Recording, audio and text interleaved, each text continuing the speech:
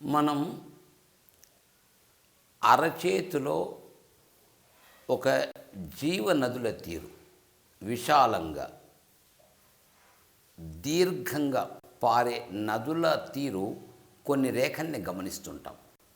అటువంటి రేఖల్ని రెండు భాగాలుగా చేస్తాం మనం. ప్రధాన రేఖలని, ఉపప్రధాన రేఖలని.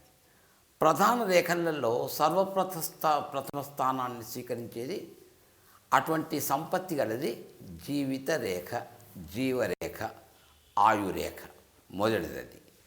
ఇక రెండవది ధీరేఖ, బుద్ధిరేఖ. మూడవది హృదయరేఖ, ఆత్మరేఖ. ఈ జీవిత రేఖనే పితృరేఖ అని, బుద్ధిరేఖను మాతృరేఖ అని, హృదయరేఖను ఆత్మరేఖ అని మన ప్రాచీనులు సంబోధించినారు. ఇప్పటికీ ఆ పదాలు ప్రయోగంలో ఉన్నాయి.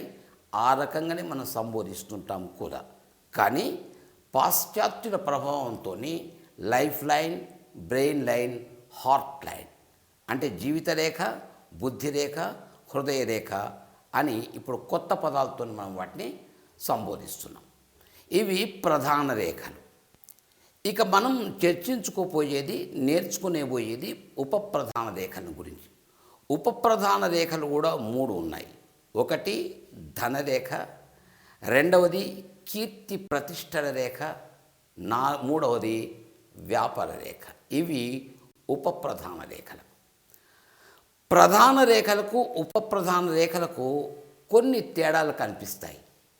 అందులో మొదటిది, ప్రధాన రేఖలు జన్మస్థానాన్ని బట్టి పుట్టుక స్థానాన్ని పుట్టింది అంటే ఎక్కడనైతే ఉత్పత్తి అవుతాయో ఉత్పత్తి స్థానం నుంచి గుర్తింపబడతాయి. అంటే జీవిత రేఖ అంగుష్టము, తర్జని ఈ మధ్యస్థానమున ప్రారంభమై కేతుస్థానంలో ముగుస్తుంది. అంటే దీని గుర్తింపు అంటే దాని ముగింపు కేతుస్థానంలో కాకుండా అన్యగ్రహ స్థానాల్లో అయినప్పుడు వాటి ఫలితాలు వేరే ఉంటున్నాయి. కానీ ప్రారంభం మాత్రం ఆ యొక్క అంగుష్టము మరియు తర్జని మధ్య నుంచే కావాలి. బుద్ధిరేఖ కూడా జీవిత రేఖ నుంచైనా తత్సమీప ప్రాంతం నుంచి ప్రారంభమై కుజస్థానం లోపల ముగియాలి. ఇది సహజ స్థితి, నైసర్గిక స్థితి. ఇక హృదయ రేఖ బుధస్థానం లోపల చేతి వెలుపల నుంచి ప్రారంభమై గురుస్థానం లోపల ముగియాలి. ఇది వాటి యొక్క ప్రకృతి సిద్ధమైనటువంటి రూపం. అంటే ప్రారంభము యొక్క కాలం ప్రాంతమును బట్టి అక్కడి గ్రహాన్ని బట్టి ఏ గ్రహంలో ముగిసినా ఆ ఫలితాలు ఆ కారకాలు వర్తింపబడేటట్టు వాటికి వర్తిస్తున్నాయి. కానీ ఉపప్రధాన రేఖలు మాత్రం ప్రారంభం నుంచి కాకుండా ముగింపుతోని వాటికి ప్రాధాన్యత ఉంది. అంటే భాగ్యరేఖ ఎక్కడ జన్మించినా దాని ముగింపు మాత్రం మధ్యమ వేలి కింద ఉన్నటువంటి గ్రహ సీమ, గ్రహ పర్వత పీఠం అంటే శని స్థానం లోపలనే పరిసమాప్తం కావాలి. ఇది శని స్థానం, ఇది హృదయ రేఖ, ఇది గురుస్థానం, ఇది శని స్థానం, ఇది సూర్యస్థానం, ఇది బుధస్థానం. ఇంతకుముందు చెప్పుకున్నట్టు ప్రారంభ స్థితిని బట్టి గుర్తింపు పొందుతాయి ప్రధాన రేఖలు. ఉపప్రధాన రేఖలు ప్రారంభ స్థితి నుంచి కాకుండా ముగింపు స్థితిని బట్టి వాటి యొక్క ప్రాముఖ్యత ఉంటుంది. అంటే అరచేతులు భాగ్యరేఖ ఎక్కడి నుంచైనా, ఉపప్రధాన రేఖలు ఎక్కడి నుంచైనా జన్మించవచ్చు. కానీ శని సమాపంలో ముగిసేటువంటిది అంటే ఈ మధ్యమాంగులిలో ముగిసేది, ఆ వేలి కింద ఉన్నటువంటి గ్రహ పీఠంలో ముగిసేది భాగ్యరేఖ అంటాం. దాన్నే ధనరేఖ అంటాం, దాన్నే సంపత్తి రేఖ అంటాం, దాన్నే ఐశ్వర్య రేఖ అంటాం, దాన్నే విత్తరేఖ అంటాం. పెక్కు నామాలతోని, పెక్కు పేర్లతోని దీన్ని సంబోధిస్తాం. ఇది మధ్యమాంగులి వైపు వెళుతున్నది కాబట్టి దీని మధ్యమ రేఖ, మధ్యరేఖ అని కూడా సంబోధిస్తారు. అట్లాగే ఇది ధనాన్ని గురించి చర్చిస్తుంది కాబట్టి ధనరేఖ అని. అది అట్లాగే ఇక్కడెక్కడో జన్మించి ఊర్ధ్వముఖంగా వేళ్ల వైపు పరిసమాప్తం అవుతున్నాయి కాబట్టి ఊర్ధ్వరేఖ అని. ధనరేఖనే ఊర్ధ్వరేఖ అంటారు. విచిత్రం ఏమిటంటే ఇక్కడ ఒక చిన్న తేడా ఉంది. ప్రాచీన భారతీయులు ఊర్ధ్వరేఖ ఇక్కడ ముగిసినా, ఇక్కడ ముగిసినా, ఇక్కడ ముగిసినా వాటిని అన్నిటినీ ఊర్ధ్వరేఖలు అని అన్నారు. ఎందుకంటే వేళ్ల వైపు వెళుతున్నాయి కాబట్టి. కానీ పాశ్చాత్య ప్రభావంతో ప్రస్తుత సాముద్రిక శాస్త్రాలలో కొంత అంతరం చోటు చేసుకుంది, కొంత భేదం చోటు చేసుకుంది. అంటే శని స్థానం లోపల పరిసమాప్తం అయ్యేటువంటి రేఖ ధనరేఖ, విత్తరేఖ, భాగ్యరేఖ, ప్రారబ్ధ రేఖ, సంపత్తి రేఖ, ఐశ్వర్య రేఖ అంటాను దీన్ని. అంటే కంకణ రేఖల నుంచి లేదా శుక్రస్థానం నుంచి, చంద్రస్థానం నుంచి, మరే గ్రహ స్థానం నుంచి జన్మించినా దాని ముగింపు మాత్రం, దాని లయ మాత్రం ఇక్కడ కావాలి. ఇక్కడ ఎక్కడనైనా కావచ్చు, ఆ పర్వత సీమలోకి అది చొచ్చుకొని వెళ్ళాలి. అది ప్రారబ్ధ రేఖ, ధనరేఖ. ఇది ముఖ్యంగా ధన సంపత్తుల గురించి చర్చిస్తుంది. ఎక్కడో ప్రారంభమయ్యి సూర్యస్థానం లోపటికింత ముగిస్తే అది సూర్యరేఖ అని, కీర్తిరేఖ అని, గౌరవ ప్రతిష్ట రేఖ అని దాన్ని మనం సంబోధిస్తాం. కంకణ రేఖ నుంచి ఏ గ్రహ పర్వత సీమ నుంచి అయినా కానీ ప్రారంభమయ్యి దాని ముగింపు ఒకవేళ బుధ స్థానంలో ఇంత అయితే అది బుధరేఖ అని, వ్యాపార రేఖ అని, కొంతమంది ఆరోగ్య రేఖ అని కూడా సంబోధిస్తుంటారు. అంటే దీని యొక్క విలువ ముగింపును బట్టి ఉంది, ప్రధాన రేఖల యొక్క విలువ ప్రారంభాన్ని బట్టి ఉంటుంది. ఇది ప్రధానమైన తేడా మనకు కనిపిస్తుంది. ఇంకొక ప్రధానమైన తేడా, ప్రధాన రేఖలు ఏవైతే ఉన్నాయో తృతీయ చంద్రుణ్ణి పోలి ఉండాలి. శుద్ధ తృతీయ చంద్రుడు అంటే ధనురాకృతిని పోలి కొంత వంపుగా ఉండాలి. ఇది ఒక రేఖ. రేఖలలో మీకు ఎక్కడ తేడా లేదు. ఇది ఒక రేఖ అనుకుంటే ఈ రేఖను పూర్తి తెచ్చి ఇక్కడ పెట్టండి, జీవిత రేఖ అవుతున్నది.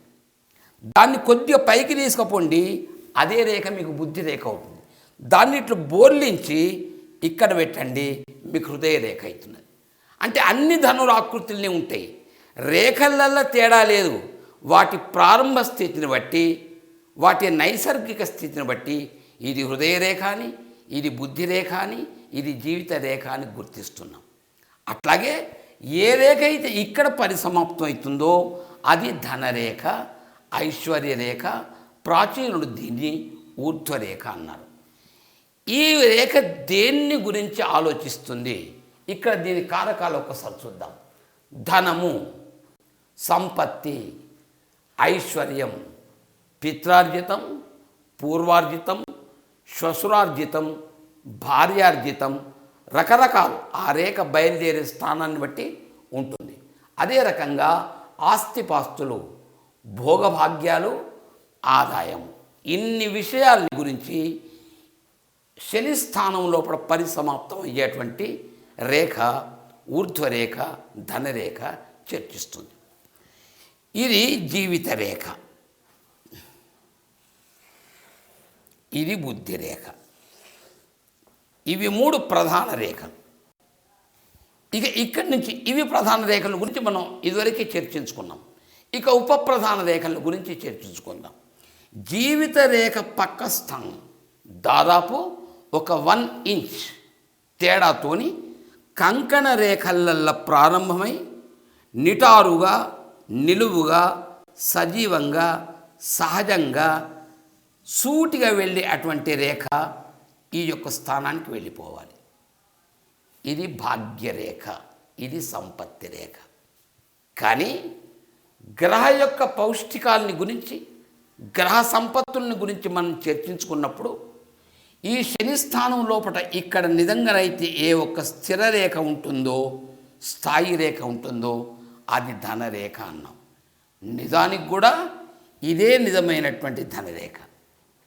కొందరి వ్యక్తులకు ప్రధానమైన తేడాలలో చూడండి, ప్రారంభాన్ని బట్టి ప్రధాన రేఖలకు, ముగింపును బట్టి ఉప ప్రధాన రేఖలకు. తృతీయ చంద్రుణ్ణి లేదా ధనురాకారాన్ని పోలినటువంటి ప్రధాన రేఖలు ఉంటాయి. ఏమాత్రం వక్రంగా లేకుండా, వంకర లేకుండా, సరళంగా, సూటిగా, దీర్ఘంగా పోయే అటువంటి రేఖలు మాత్రమే ఊర్ధ్వరేఖలు. అవి ధనరేఖలు, సూర్యరేఖలు, బుధరేఖలు. ఇగో ఇక్కడెక్కడ పుట్టినా సూర్యస్థానానికి వెళ్ళేది మాత్రం మీకు సూర్యరేఖ అవుతుంది. ఇది కీర్తి ప్రతిష్ట రేఖ. కానీ ఇక్కడ ఒక స్థాయి రేఖ ఉంటుంది. సూర్యుని యొక్క గ్రహ సంపత్తిని గురించి చర్చించినప్పుడు నేను మీకు చెప్పాను, ఇక్కడ ఒక నిలువు రేఖ ఉంటే అది ఉద్యోగ రేఖ. ఇక్కడ ఒక త్రిభుజం అంటూ ఉంటే మంచి గౌరవ ప్రతిష్టలు, మంచి రికగ్నైజేషన్, మంచి అవార్డులు, మంచి రివార్డులు పొందేటువంటి లక్షణం అని చెప్పాను. ఇక్కడే కొందరికి రెండు రేఖలు కూడా ఉంటాయి. అవి రెండు స్థిర రేఖలే. అంటే రెండు ఉద్యోగాలు చేసే వ్యక్తులై ఉంటారు. అట్లాగే ఇక్కడ జీవిత రేఖకు వెంటనే పక్కకే 1 ఇంచు తేడాతో ఉండేటువంటి రేఖ మీకు భాగ్యరేఖ. దానికి 1 ఇంచు తేడాతో ఉండేటువంటి రేఖ కీర్తిరేఖ. దానికి 1 ఇంచు తేడాతో ఉండి బుధ స్థానం లోపల పరిసమాప్తం అయ్యేటువంటి ఊర్ధ్వరేఖ మీకు వ్యాపార రేఖ, బుధరేఖ, మేధారేఖ, యశోరేఖ కాదు, దాన్ని ఏమంటారంటే పరిశోధన రేఖ, బహుభాషా రేఖ అని ఇన్ని తీర్ల దీన్ని సంబోధిస్తుంటారు. ఇప్పుడు మనం ప్రధానంగా చర్చించుకోబోయేది భాగ్యరేఖల గురించి. ప్రధాన లక్షణాలలో ఇవి సూటిగా ఉండాలి. మరొక ముఖ్యమైన లక్షణం చూడండి, ప్రధాన రేఖలు 3 తప్పకుండా ఉండాల్సినదే. ఏ ఒక్కటి లోపం జరగకూడదు. ఏ ఒక్క రేఖ లోపించినా, అంటే బుద్ధి రేఖ లోపించినా, హృదయ రేఖ లోపించినా అది ఉభయాత్మక రేఖగా పరిగణింపబడుతుంది. కాబట్టి రెండు రేఖల యొక్క బాధ్యతలు, కర్తవ్యాలు ఒకే రేఖ నిర్వహిస్తుంది. కాబట్టి వారు కొంత చికాకుగా సగం పనులు చేస్తూ చెయ్యని వ్యక్తులు ఉంటారు అని నేను మీకు వారి యొక్క లక్షణాల గురించి చెప్పినాను. ఇటువంటి వ్యక్తులు మొండి వ్యక్తులుగా పరిగణింపబడతారు. అంటే ఈ 3 రేఖలు తప్పక ఉండవలసిందే ప్రధాన రేఖలు. కానీ ఉపప్రధాన రేఖల విషయం లోపల ఆ నియమం లేదు. 3కు 3 రేఖలు ఉండకపోవచ్చు, భాగ్యరేఖ ఉండకపోవచ్చు, కీర్తి ప్రతిష్ట రేఖ ఉండకపోవచ్చు, వ్యాపార రేఖలు కూడా ఉండకపోవచ్చు. అంటే లేకున్నా ఈ స్థాయి రేఖలు మాత్రం ఉండాలి. శని స్థానంలో ఒక నిలువైన రేఖ, సూర్యస్థానంలో ఒక నిలువైన రేఖ, బుధ స్థానం లోపల ఒక నిలువైన రేఖ. ఇది పరిశోధనాత్మకమైనవి, వ్యాపార దక్షత కలిగినవి. ఇది కీర్తి ప్రతిష్టలు, ఉద్యోగానికి సంబంధించినవి. ఇది ధన సంపత్తులకు సంబంధించినవి.